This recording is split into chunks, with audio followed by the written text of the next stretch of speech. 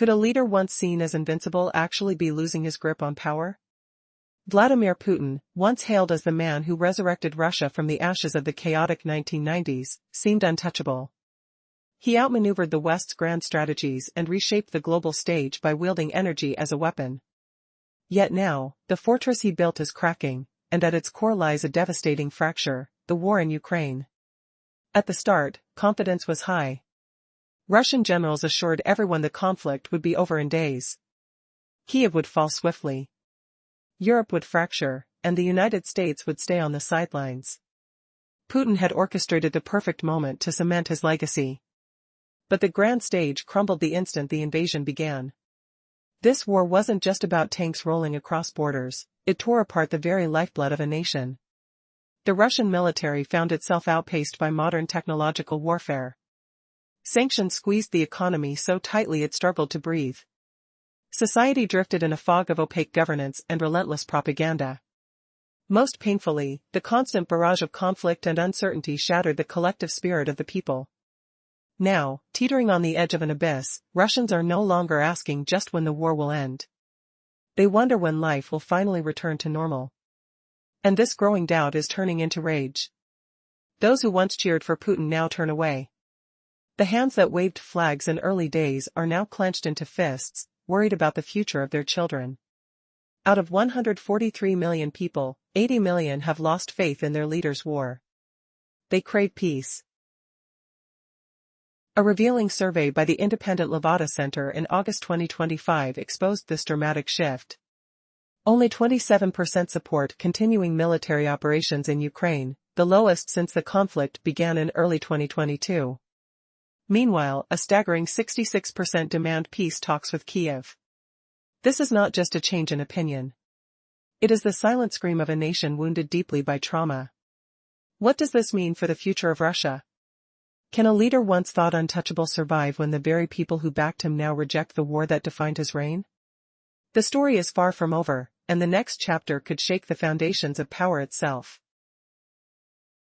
In the previous segment, we saw how support for continuing the conflict in Ukraine has plummeted to an all-time low of just 7%, while a staggering 66% of people now demand peace talks with Kiev. But this shift in opinion is far more than a simple political change, it is a silent cry of a deep, collective trauma.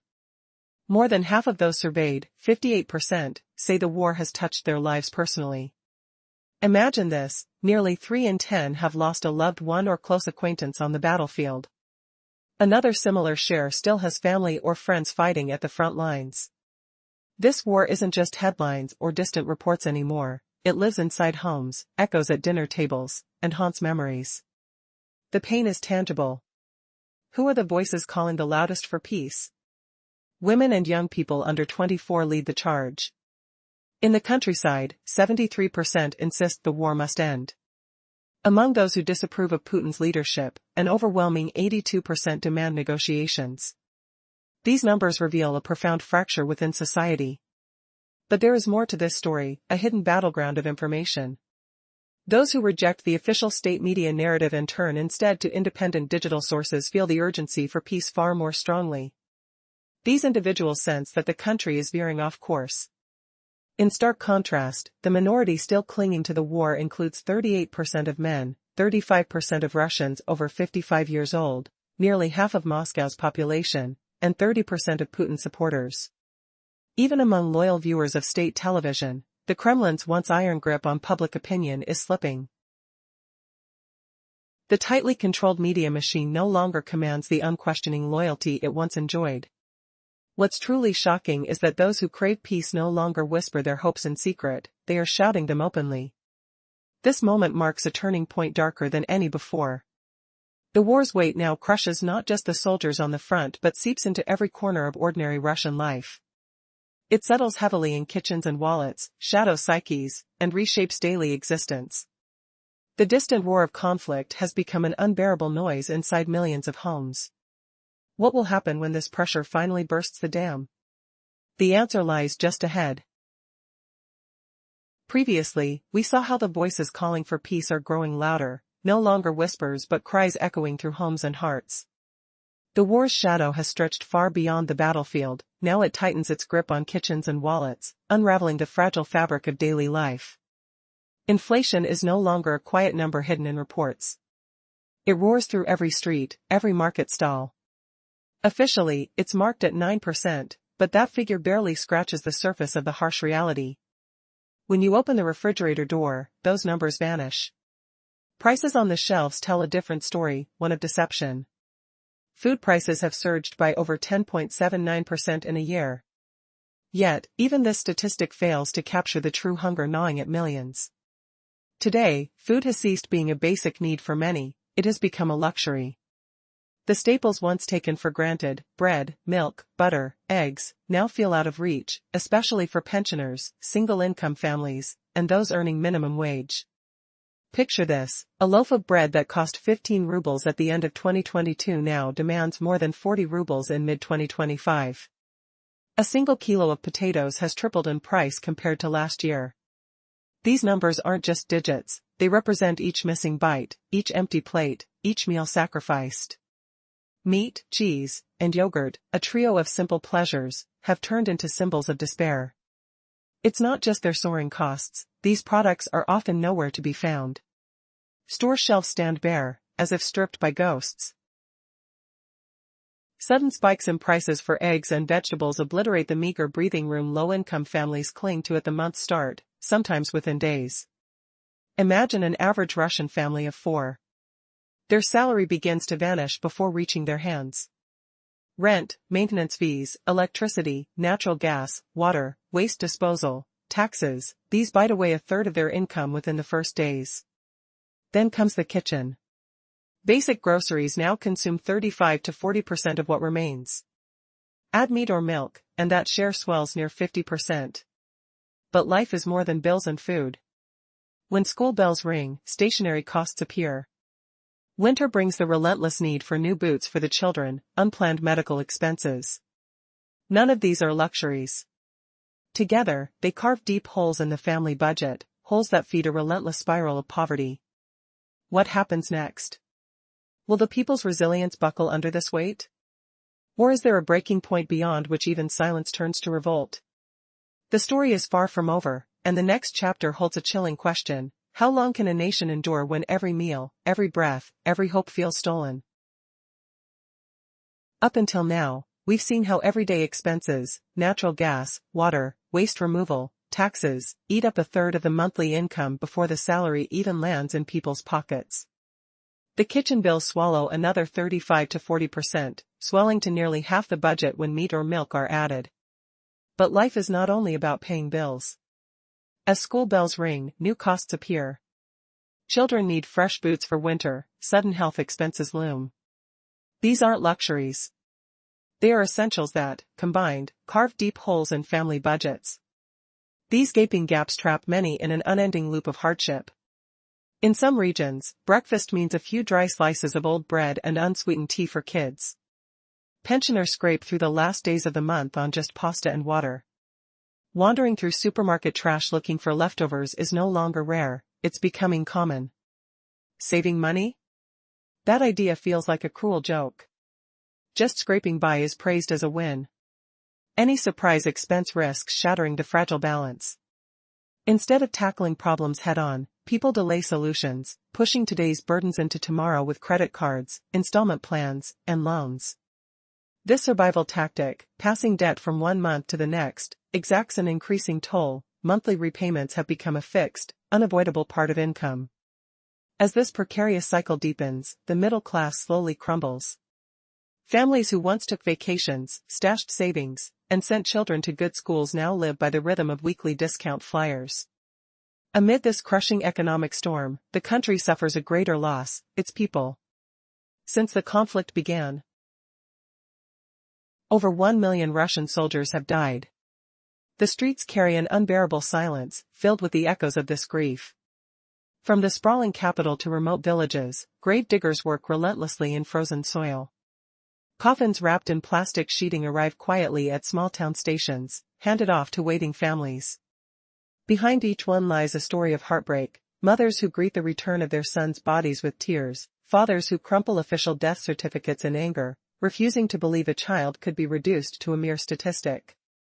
These voices, of grieving mothers, furious brothers, may not appear on the state-controlled screens, but they roar across independent media, social platforms, and cemetery walls.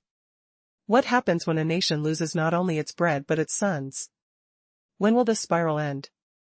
And what price will all of this extract from the soul of a country already pushed to the edge? Previously, we saw how migrants, despite low wages, have not only come to Russia in growing numbers but established lasting communities, especially around Moscow. Fertility rates in those migrants' homelands remain high, and many young men earn more abroad than at home. Today, that quiet influx is reshaping Russia's very identity. Imagine walking through certain neighborhoods where Russian isn't the main language anymore. This subtle shift signals something far deeper: the era of Orthodox Slavs as Russia's ethnic majority is slipping away. Experts predict that soon, between 25 and 30 million migrants of Asian origin will live across Russia. Add to that the persistently high birth rates in the North Caucasus, and the traditional Russian majority might become a minority. Russian itself may soon be just one language among many on buses and in marketplaces. For a country long built on the myth of a unified empire, this is a seismic quake beneath its foundations. Yet, the Kremlin chooses to ignore this looming crisis. Officially, it champions the image of the traditional family and a nationalist Russia. But behind the scenes, the system leans heavily on these migrant workers to keep vital sectors alive. Construction sites halt without them, taxes dwindle without their contributions, pension funds teeter, the military struggles to recruit enough young men. This stark contradiction exposes a government trapped in its own storytelling, blurring the lines between hard realities and political theater. Meanwhile, the state television continues to broadcast triumphant war reports. But on the ground, the truth is impossible to hide. Coffins arrive faster, and funerals happen with quieter mourners. As the fabric holding Russian society unravels, the government's sole obsession is maintaining control.